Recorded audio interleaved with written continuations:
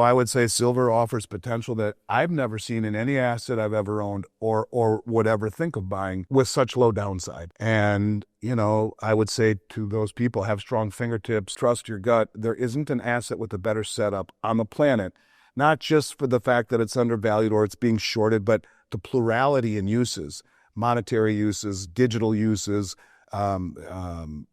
solar panel use, military use. All of these uses for silver in different areas makes it an asset that, and your folks in Canada are lobbying to move it from a industrial to a strategic metal. It is a strategic metal. In my mind, Charlotte, it is the most undervalued asset of a generation. And I say that with 1,000% sincerity. With silver increasingly at the center of global technological, industrial, and geopolitical transformations, analysts like Andy Schectman are sounding the alarm on what may be the most underappreciated financial story of this generation. Despite its foundational role in critical applications, ranging from military systems and aerospace components to clean energy infrastructure and semiconductors, silver remains astonishingly undervalued. Schectman, president of Miles Franklin Precious Metals, highlights that daily silver trading on the London Metals Exchange now exceeds several times the world's annual mine production. The supply-demand equation is becoming untenable, and the structural cracks in the paper-silver market are beginning to show. Recent developments underscore a broader and more deliberate global movement toward physical silver acquisition. Nations aligned with the BRICS bloc, along with other emerging powers, are abandoning paper-silver contracts in favor of physical settlement, signaling a shift that appears both tactical and long-term. Schectman points to China's aggressive pursuit of silver directly from producers in Latin America, offering substantial premiums above market price, as a striking example of this strategic redirection. These purchases often bypass traditional exchanges, indicating a growing mistrust of the West's pricing mechanisms and a desire for supply security ahead of visible shortages. Compounding this is a worsening logistics crisis.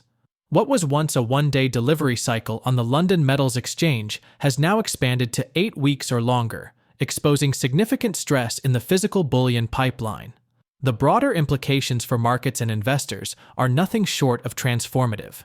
Western financial institutions remain heavily short silver through paper instruments, a practice that has long masked the metal's true value. But with demand for physical metal rising, global stockpiles shrinking, and industrial consumption growing across sectors, the paper market's grip on pricing appears increasingly fragile. According to Schectman, a repricing event is not just possible, it's inevitable. When it arrives, silver could rapidly reassert itself not merely as a commodity, but as a strategic asset class, tightly linked to national interests, innovation, and economic sovereignty. For those watching the signs, silver's trajectory suggests less of a speculative opportunity. Now, we present the clips from Andy's interview. Before we continue to discuss this, please subscribe to our channel and activate the bell icon for timely updates. Thank you, and enjoy the video. Ultimately higher than anyone thinks possible. I think it's the most undervalued asset on the planet. The word that I think of is asymmetrical, low downside, high upside. I have been one of the few people who have either been too stupid or had the guts to say that I believe it's the military-industrial complex that has been suppressing the price of silver for a very long time. And I think they've gotten caught. Let me explain. Most of my career, no one ever stood for delivery. Never stood for delivery. Right now, we see the LBMA, the London Metals Exchange, which has watched its inventory. If anyone out there Googles silver stockpiles of LBMA, you'll get a graph. And it's like a ski hill. It's straight down to the lowest level of silver since they started keeping records in the 140-year exchange. It's being drained. Now, the LBMA is a T+1 settlement, meaning T for trade plus 1 settle. Third day your metal is moving. Well, they're telling us that it's T+8 weeks because they don't have enough in the way of trucks or manpower to move it. David Jensen, who does an amazing job on Substack, will tell you that they have a 190 million ounce float. They have 800 million ounces of silver there, of which 190 million are available to be delivered against the contracts. The other 500 plus million belong to the ETFs largely. But they trade 1.9 billion 1.9 billion ounces per day is what they are in essence doing. The number that they really do is roughly 200 million ounces per day. That's what they post. But he goes on and shows proof, and it's been verified that they only post the final settlement numbers, that they're trading 10 times that amount to 1.92 billion ounces per day, 3.5 times the annual global mine supply, 10 times the float. So if everyone stands for delivery and you only have 1/10 the silver there, do you see a problem? Well, yeah, we're T plus 8 weeks now. Sorry, not the T plus 1 that we told you, because we don't have enough in the way of trucks. So let me back that up. How does it all happen? 3 years ago, when I gave a speech at BRICS, where I always see you, Jay Martin's conference, and Jay is here, and it's the only other conference I always go to. Check it out. It's a good one, in Charlotte's backyard in January in Vancouver. I said there's 500 ounces in the tip of a Tomahawk cruise missile. That's the research I came up with. And I don't know anyone saying that before that. A guy comes up to me in the audience and he says, I work for the Department of Defense. I almost fall over. He says, I have designed and helped develop cruise missiles, and I think there's some silver in it, but I think you're wrong on the number. Okay, sorry. I helped develop the Tomahawk cruise missile. These are all declassified. And he showed me the pictures, and he said, you're right, I'll be damned. Between 13 and 14 kilograms of silver in the cone of almost every cruise missile you can think of, Hellfire, Tomahawk, Patriot, you name it. And all sorts of high-tech weaponry and aerospace and submarines, they all have silver in it. And now okay, so the military needs all this silver for high-tech weaponry. It used to be calculated in the supply-demand numbers out of the Silver Institute. Not anymore. It vanished. We have a 250 or 60 million shortfall every year and no military applications in the supply-demand numbers. Okay, so even more interesting. And then you get to the point where you take a look at COMEX. There are 8 banks, 8 Western commercial banks, 8, that hold the largest concentrated short position of any commodity ever traded in the history of the COMEX market in silver. This tiny little market, you have 8 banks that are massively short. And the LBMA, they're trading 3.5 times the annual global mine supply every single day, 10 times the availability of the silver that they have backing those contracts. All of this stuff. Now ask yourself, why? Why would 10 Western banks, 8 Western banks, hold a short position as extremely large as it is, and almost all of it naked, meaning it's not backed by anything? And the question is, in my mind, answered by the reality of the military-industrial complex. Think BlackRock. BlackRock is the custodian, along with JP Morgan, of the world's largest silver trust, SLV. You can naked short the hell out of SLV if you want. So let's just pretend I'm right for a moment. A company like BlackRock, who owns all of the military manufacturers, like Raytheon and all of the companies that make the weapons, well, they also are very deep into silver, whether it be PSLV or being a custodian of SLV and GLD. So they suppress the price of silver to make the high-tech weapons to create and sell all around the world to wage war. And then you see countries like the Ukraine get blown up with those weapons. Who then gets the reconstruction contract? Oh, yeah, it's BlackRock. My point to you is this. It's not that silver has underperformed or is counterintuitive in its nature. It's why are 8 banks holding it down the way that they are. Now, people would say, well, can that go on forever? No, it can't, because for the first time over the last 2 years, countries that are now coordinated, motivated, sophisticated, and wealthy, mostly the BRICS nations, are saying, okay, well, we'll stand for delivery. And the LBMA, zoom, their inventory is dropping. Now we're T plus 8 weeks. Sorry, we're not the T plus 1 day that we told you we are. And now you're seeing record imports into the United States. Record, month over month over month. Huge amounts. So the question is silver traded freely? No. Will it? Yes, I believe it is, because what is happening for the first time ever is that these banks in the West, who are stupid as a mud wall by doing this, are now being challenged by the rest of the world for delivery. So I would say silver offers potential that I've never seen in any asset I've ever owned or would ever think of buying with such low downside. And, I would say to those people, have strong fingertips, trust your gut. There isn't an asset with a better setup on the planet, not just for the fact that it's undervalued or it's being shorted, but the plurality in uses, monetary uses, digital uses, solar panel use, military use. All of these uses for silver in different areas makes it an asset that, and your folks in Canada are lobbying to move it from a industrial to a strategic metal. It is a strategic metal. And my favorite guy on Twitter, Eric Young, King Kong on Twitter, Yeung, I think it is, He says the Chinese are doing the same thing. They're shorting the price in the West to beat it, join them if you can't beat them, and buying it all around the world. China is the second largest producer in the world of silver, and they're flying all around Latin America. Go ask Sean Kunkun from Dolly Varden. He'll tell you they're flying all around Latin America, going right to the miners like Dolly Varden, saying, we will buy your doré and your concentrate and pay double what the West will. Doré being crudely refined bars and concentrate like a sludge, and they ship it back to China to refine it. Now, why would the second largest producer in the world of silver need to do that? And Sean says because it is strategic, they see the future, and they're trying to pickpocket every last ounce on every shelf across the globe. But if you short it first in New York, then you go all around the world and buy it where it's not reflective, where its acquisition doesn't reflect the price change. And in particular, going directly to the miners, where you're disintermediating the market altogether. So yeah, in my mind, Charlotte, it is the most undervalued asset of a generation. And I say that with 1,000% sincerity. The concept of a gold-backed BRICS currency is beginning to transform global perceptions of gold's strategic importance in both monetary policy and international trade. As Brazil, Russia, India, China, and South Africa advance discussions around a shared digital currency underpinned by physical gold reserves, unlike traditional fiat systems that rely on the credibility of issuing governments, a BRICS currency backed by gold introduces a tangible, trust-based alternative. This would elevate gold from its traditional role as a passive store of value to a central instrument in cross-border settlements. If realized, such a system could significantly reduce dependency on the US dollar, especially among developing nations seeking financial autonomy. The mere anticipation of this shift is already contributing to a rise in gold demand and renewed interest from sovereign wealth funds, institutional investors, and global central banks aiming to diversify their reserves. As BRICS nations accelerate efforts to create a parallel financial infrastructure, one that is independent of Western-dominated systems, such as SWIFT, the global monetary landscape is entering a period of realignment.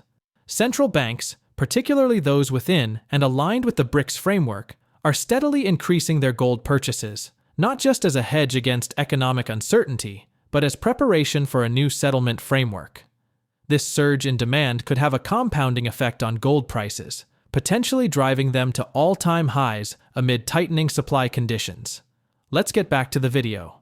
2-3 weeks ago, maybe 4 now, we see China come out and say we have integrated through our new renminbi cross-border payment system, bridge network, that is mBridge, 11 Asianic countries and 5 Middle Eastern countries that comprise 38% of global GDP. They are now fully integrated into this new system.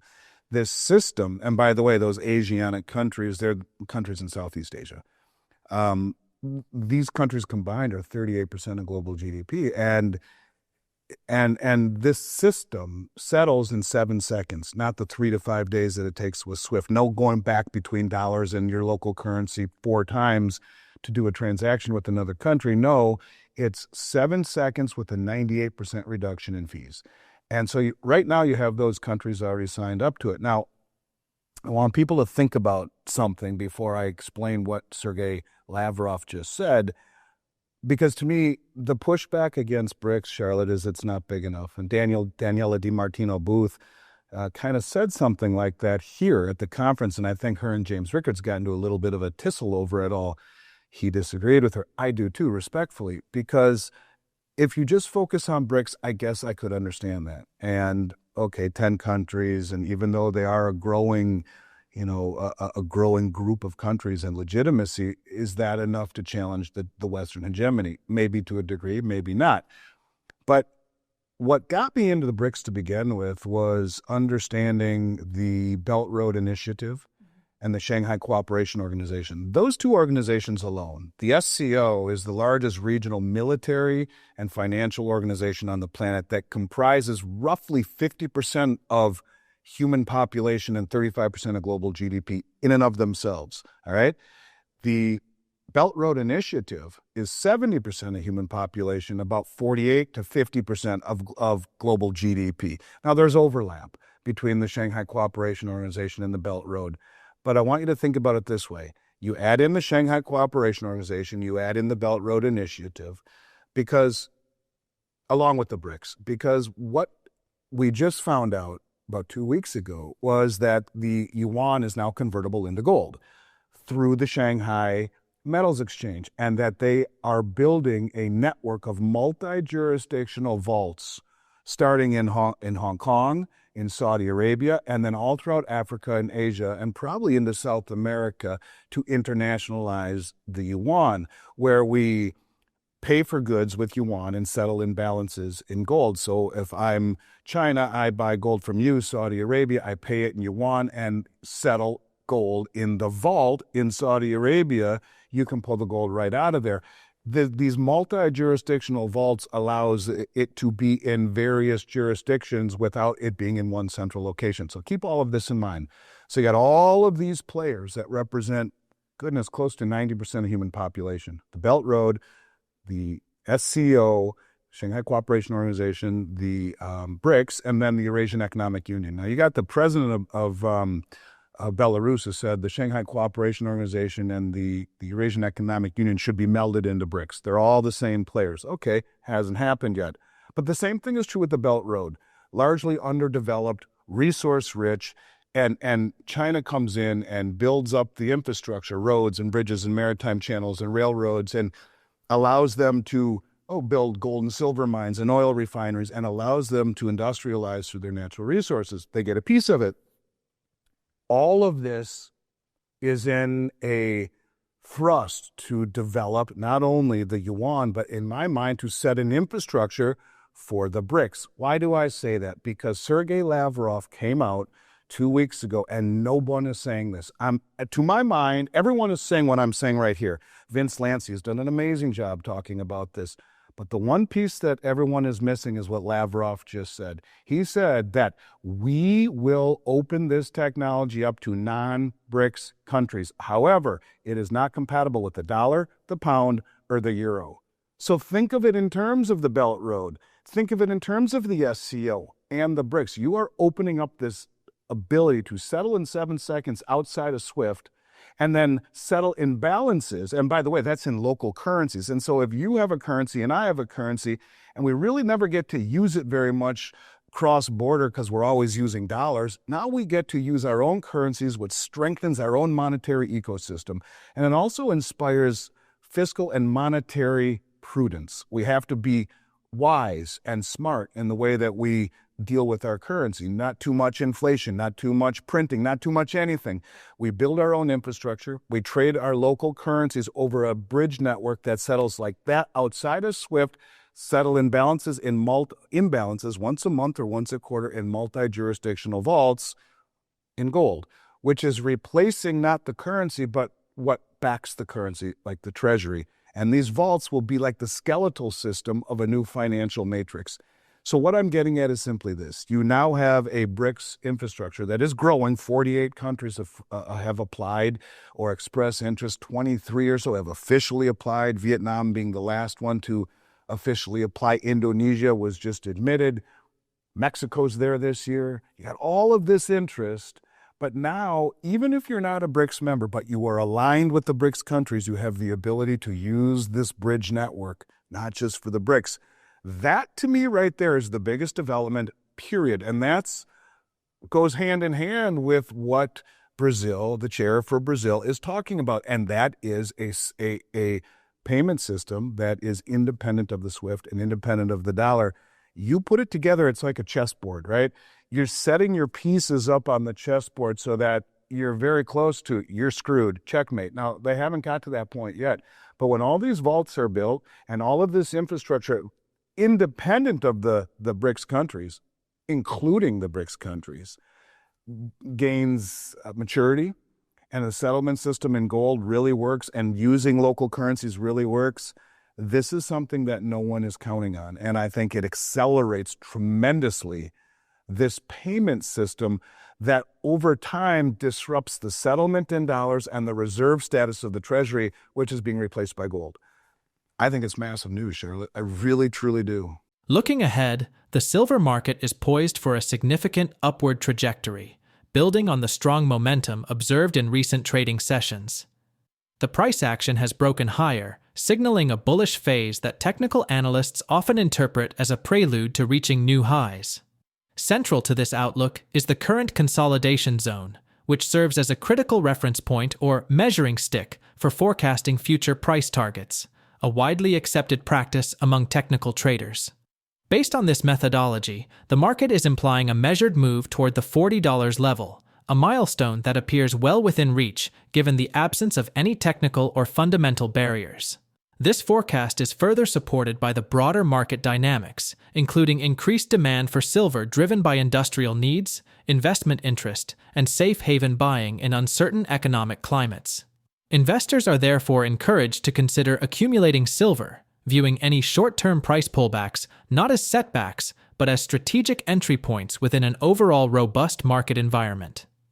Share your thoughts on Andy's analysis in the comment section below. If you find this video informative, please support and turn on notifications to stay informed about our latest videos.